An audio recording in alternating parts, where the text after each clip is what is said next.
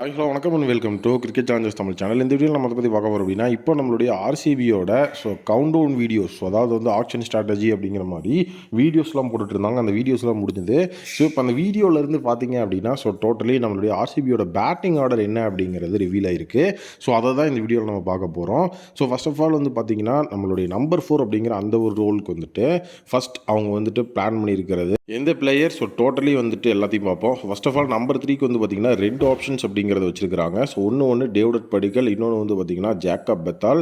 Number 3ன்னு இந்த இடத்துலேயே நமக்கு first shock தான். ஏன்னா டேவிட் படிக்கல் ஃபார்மர் ஆர்சிபி பிளேயர். ஒரு ஓப்பனிங் அப்படிங்கிற அந்த ஒரு இடத்துல வைப்பாங்க அப்படிங்கிற மாதிரி எதிர்பார்க்கப்பட்டுச்சு. ஜேக்கப் பெத்தாலை பொறுத்த வரைக்கும் ஃபினிஷர், அதாவது நம்பர் 5 நம்பர் 6 இந்த மாதிரி இடத்துல தான் ஜேக்கப் பெத்தாலை வைப்பாங்க அப்படிங்கிற மாதிரி தான் எதிர்பார்க்கப்பட்டது. பட் ஆனால் இவங்க 2 பேர்த்தையுமே நம்பர் 3ல தான் ஸ்லாட் பண்ணியிருக்காங்க. நம்பர் 3யை பொறுத்த வரைக்கும் ஓவர்சீஸ் ஆப்ஷன் வேணும் அப்படிங்கிற பட்சத்தில் ஜேக்கப் பெத்தால் உள்ளே இருப்பார்.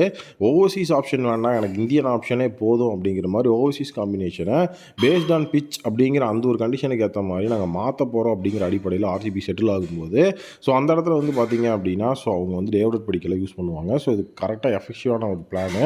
ஏன்னா ரீசெண்ட் இயர்ஸில் ஆர்சிபி ஒரு ப்ரைமரி 4 மெம்பர்ஸ் எடுத்துட்டாங்கன்னா ஃபுல் மேட்ச்சுக்கு அவங்களே வச்சு தான் எடுத்துகிட்டு போயிருக்கிறாங்க. ஃபுல் சீசனுக்கு பெருசாக மாற்றம் கொண்டு வந்ததில் ஓவர்சீஸ் சைடில். இந்த தடவை மாற்றங்கள் இருக்க போகுது அப்படிங்கிறத சொல்லியிருக்காங்க.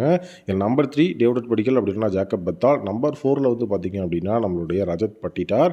ரஜத் பட்டிட்டாரை பொறுத்த வரைக்கும் இப்போ சாயத் முஸ்டாக் அலி ட்ராஃபியில் ரீசெண்டாக பார்த்தீங்கன்னா அதிக ஸ்ட்ரைக் ரேட் அப்படிங்கிறத வச்சு ஆடுறதுல டாப் 5ல் ரஜத் பட்டிட்டர் இருக்கிறாரு. அது மட்டும் இல்லாமல் இப்போ அவருடைய மத்திய பிரதேஷ் டீம் அப்படிங்கிறதும் உள்ளே குவாலிஃபை ஆகிருக்கு ஃபைனலுக்கு. இதுவுமே ஒரு தரமான விஷயம் தான். மத்திய பிரதேஷ் டீமோட கேப்டனாக பார்த்தீங்கன்னா டீமை தலைவன் ஃபைனல்ஸ் கூப்பிட்டு போயிருக்கிறாரு. கேப்டன்சி அப்படிங்கிற ஒரு விஷயமும் மறந்த கார்னரில் வெயிட் பண்ணிருக்கு. அதே மாதிரி நம்பர் 4 அப்படிங்கிற ரோலும் அந்த இடத்துல ரஜத் பட்டிட்டருக்கு கொடுத்துருக்காங்க. இப்போவும் சேம் ரோல் தான் அவர் பண்ணிட்டு இருக்கிறாரு. நல்ல ஃபார்மில் இருக்கிறாரு. 29 பால்ஸில் 66 அப்படிங்கிறது பிரசனான மேட்ச்லலாம் அடிச்சிருக்கிறார். கொஞ்சமாக நல்ல ஒரு விஷயம். நெக்ஸ்ட்டு அந்த இடத்துல ஃபினிஷிங் அப்படிங்கிற அந்த ஒரு ஸ்லாட் வரும், middle order cum finishing. Number 5ல் பார்த்தீங்க அப்படின்னா நம்பர் 5ல் லியாம் லிவிங்ஸ்டன். இவங்க ஜஸ்ட் அந்த ஆப்ஷன் அப்படிங்கிற அந்த ஒரு விஷயத்துக்குள்ளே பிளான் பண்ணும்போது நம்பர் 5ல் அதிரடியாக ஆடக்கூடிய பிளேயர் வேணும்.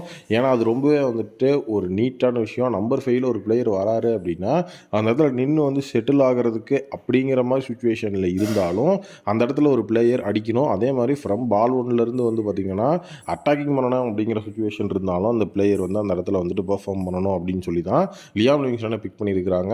அதாவது பேஸ்ட் ஆன் கண்டிஷன்ஸ் அப்படின்னு நம்ம அவரை பிக் பண்ணியிருக்கிறோம். டோட்டலி டீம் செம்ம ஸ்டாண்டர்டாக இருக்குது. டாப் 4 சூப்பராக பெர்ஃபார்ம் பண்ணியிருக்காங்கன்னா நம்பர் 5ல் போகும்போது அடி பிரித்து எடுத்துடலாம் ஃப்ரம் பால் 1.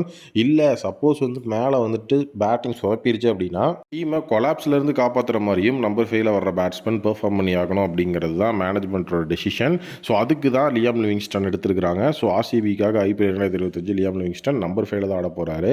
நம்பர் 6ல் பார்த்தீங்க அப்படின்னா ஜிதேஷ் சர்மா. ஜிதேஷ் சர்மாவை பொறுத்த வரைக்கும் இப்போ நம்மளுடைய ஆர்சிபியோட டொமஸ்டிக் ப்ராக்டிஸ் கேம்போட ஹீரோவே அவர் தான். எஃபிஷியண்ட்டாக பார்த்தீங்கன்னா மேட்ச் பை மேட்ச் பெர்ஃபார்ம் பண்ணிட்டுருக்கிறாரு. லாங்கஸ்ட் 6 ஹிட்டிங் சேலஞ்ச் அப்படிங்கிறதுல ஜெயிச்சிருக்கிறாரு. அது மட்டும் இல்லாமல் பார்த்தீங்கன்னா ஒரு செஞ்சுரி, ஒரு half century in practice game அப்படிங்கிறத அடிச்சிருக்காரு. 27 பாலில் 84, இன்க்ளூடிங் பார்த்தீங்கன்னா 8 சிக்ஸர் அப்படிங்கிறதெல்லாம் உண்மையிலேயே செமையான ஒரு விஷயம். அது மாசான ஒரு சம்பவமாகவும் இருந்தது. டீமோட பிரைமரி ஃபினிஷிங் டியூட்டிஸ் அப்படிங்கிறது ஜிதேஷ் சர்மா தான் நம்பர் 6லேருந்து பார்த்துக்க போகிறாரு. நம்பர் 6ல் அவரோட பேட்டிங் அப்படிங்கிறது ரொம்பவே எஃபெக்டிவாக இருக்கும் அப்படிங்கிறத இப்போ எல்லாரும் சொல்லிட்டு இருக்கிற விஷயம். ஈவன் விக்கெட் கீப்பிங் அப்படிங்கிறதும் அந்த இடத்துல அவர் தான் பார்த்துக்க போகிறார் அப்படிங்கிறது இங்கே கன்ஃபார்ம் ஆயிருக்கு. இப்போ நம்பர் 7 அப்படிங்கிற இடத்துலையும் ஒரு சின்ன ட்விஸ்ட் இருக்குது. எப்படி நம்ம ஓப்பனிங் அப்படிங்கிறதுல டேவிட் படிக்கல் வச்சுருந்தோமோ அந்த மாதிரி நம்பர் 7ல் பார்த்தீங்கன்னா டிம் டேவிட் அப்படி இல்லைன்னா ரொமாரியோ ஷெஃபர்ட், இவங்க 2 பேர்த்தில் யாராவது ஒருத்தர் நம்பர் 7ல் இருப்பாங்க அப்படிங்கிற மாதிரி விஷயம் வந்திருக்குது. ஏன் ப்ரோ இதில் என்ன ப்ரோ ட்விஸ்ட் இருக்குது அப்படின்னு நீங்கள் கேட்டிங்க அப்படின்னா ஃபர்ஸ்ட் ஆஃப் ஆல் இப்போது இந்த இடத்துல பிரச்சனை கிடையாது. நம்பர் 7ல் பார்த்தீங்கன்னா டிம் டேவிட் ஷெஃபர்ட் அப்படின்னா குர்னல் பாண்டியா நம்பர் 8க்கு போயிடுறாரு. இதுதான் விஷயம். குர்னல் பாண்டியாவை நம்பர் 8ல் பேட் பண்ணுறதுக்கு அப்படிங்கிற ஒரு விஷயத்தில் வச்சுருக்கிறாங்க. இந்த இடத்துல சேஞ்ச் பண்ணலாமா அப்படிங்கிற ஒரு சுச்சுவேஷன் எனக்குள்ளே வருது. ஏன்னா இப்போ ஜிதேஷ் சர்மா நம்பர் 6ல் ஆடுறாரு. அதனால் பார்த்தீங்கன்னா நம்பர் 7ல் குர்னல் பாண்டியாவை கொண்டு போயிட்டு அடுத்து வர்ற அந்த ஒரு இடத்துல பார்த்தீங்கன்னா அதாவது நம்பர் 8ல் டிம் டேவிட் அப்படி இல்லைன்னா ரொமாரியோ ஷெஃபர்ட் யாரையாவது வைக்கலாமா அப்படிங்கிறது தான் என்னுடைய ஒரு மிகப்பெரிய பாயிண்ட் ஆஃப் கான்டாக்ட் அப்படிங்கிற மாதிரி விஷயத்தில் நான் யோசிக்கிறேன். ஏன்னா இப்போ ரொமாரியோ ஷெஃபர்ட் அவரும் பார்த்தீங்கன்னா ஒரு டீசெண்டான ஹிட்டர் தான். டிம் டேவிட்டும் ஒரு நல்ல தரமான ஹிட்டர் தான். அதனால் அவங்க வந்துட்டு நம்பர் 8ல் வந்தாங்கன்னா எஃபெக்டிவாக இருக்கும். ஸோ குருணால் பாண்டியா நம்பர் 7ல் வரலாம் அப்படிங்கிற மாதிரி நான் யோசிக்கிறேன். ஸோ நீங்கள் என்ன நினைக்கிறீங்க அப்படிங்கிறத கமெண்ட்டில் சொல்லுங்கள். ஸோ கண்டிப்பாக வந்துட்டு ஆர்சிபி ரொம்பவே வந்துட்டு எஃபெக்டிவான ஸ்குவாட் எடுத்திருக்கிறாங்க. ஸோ பேட்டிங் ஆர்டர் அப்படிங்கிறதும் எப்படி இருக்க போகுது அப்படிங்கிறதையும் அந்த இடத்துல டீகோட் பண்ணியிருக்காங்க.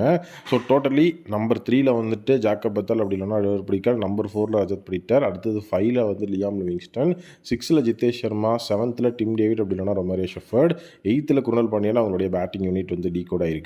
நெக்ஸ்ட் பவுலிங் யூனிட் அப்படிங்கிறதையும் அவங்க டீகோட் பண்ணுறாங்க. ஸோ அந்த வீடியோஸ் எல்லாம் நான் வேணும்னா உங்களுக்கு கொடுத்துட்டு ஃபைனலாக எல்லா டீகோட் அப்படிங்கிறது பண்ணி முடிச்சுட்டு இப்போ அவங்க டீகோட் பண்ணதை வச்சு பிளேயிங் 11 எப்படி அமையும் அப்படிங்கிறத ஒரு வீடியோ உங்களுக்கு நான் கண்டிப்பாக கொண்டு வரேன். ஸோ கண்டிப்பாக இந்த வீடியோ ரொம்ப இன்ட்ரெஸ்டிங்காக இருந்திருக்கும்னு நம்புறேன்.